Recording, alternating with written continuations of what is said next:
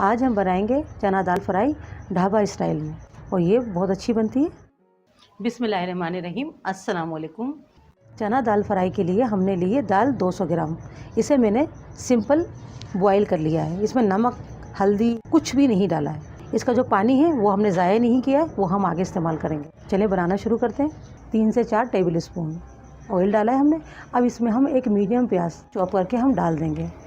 प्याज को हमने 4 से 5 मिनट पकाना होगा, कलर चेंज नहीं करना है।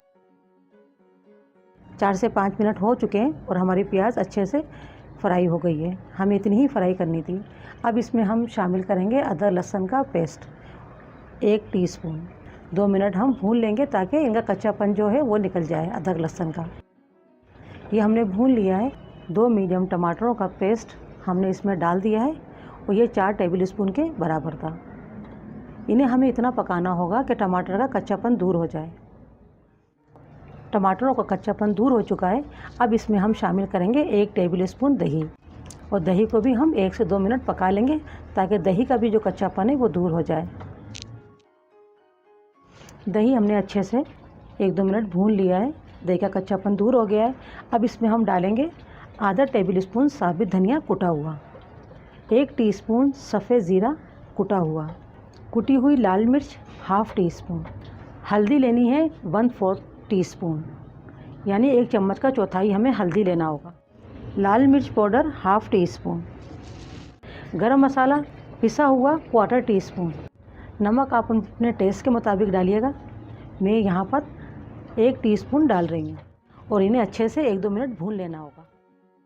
तमाम मसालों को हमने 3-4 मिनट अच्छे से भून लिया है। अब इसमें हम दाल शामिल करेंगे। दाल हमारी पहले से बॉयल है और इसमें हमने कुछ भी शामिल नहीं किया है, नमक भी शामिल नहीं किया, सिर्फ दाल हमारी बॉयल है वो हम डाल देंगे। इसको डालकर और हम तकरीबन 2 चम्मच भर के, जिससे हम खाना पकाते हैं वो चम्मच मैंने लिए, 2 चम्मच भर के हम दाल का पानी जो हमारा बॉयल बचा हुआ था वो हम इसमें शामिल कर देंगे। मसालों का और दाल का फ्लेवर अच्छे से बन जाए। अब आपने अगर ज़्यादा पतली लिक्विडी दाल रखनी तो आप ज़्यादा ही पानी डाल सकते हैं, मगर ये दाल ज़्यादा लिक्विडी नहीं रखी जाती है। अभी इसे हम 2 से 3 मिनट मसालों के साथ दाल को पकाएंगे। 2 से 3 हरी मिर्चें हमें काट कर डाल देना होगा। इससे चना दाल फ्राई का बहुत अच्छा टेस्ट आता है। अगर आप चाहें तो साबित भी डाल सकती हैं, मगर मैं यहाँ काट कर डाल रही हूँ। थोड़ी सी अदरक जिसे हमने जूलियन कटिंग काट लिया है वो भी शामिल कर देंगे। 1 टीस्पून कसूरी मेथी भी डाल देंगे। इससे इसका जायका बिल्कुल इतना बेहतरीन आता है कि आपको लगेगा ही नहीं कि आपने घर में तैयार करी है ये दाल। बिल्कुल ऐसा लगेगा जैसे आप ढाबे के ऊपर खाने गए और ये वहाँ का जायका है। अब इसे हम दाल को 2-3 मिनट इसी तरह से पकाएंगे ताकि तमाम फ्लेवर मिर्चों का, अदरक का और कसूरी मेथी का अच्छे से हमारी दाल के अंदर आ जाए।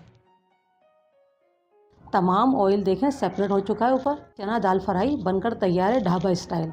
आप इसे एक बार बनाएंगे ना, आप इसे बार बार बनाना चाहेंगे, क्योंकि ये ढाबे की दाल है और ये वही तरीका है जो ढाबे पे बनाई जाती है।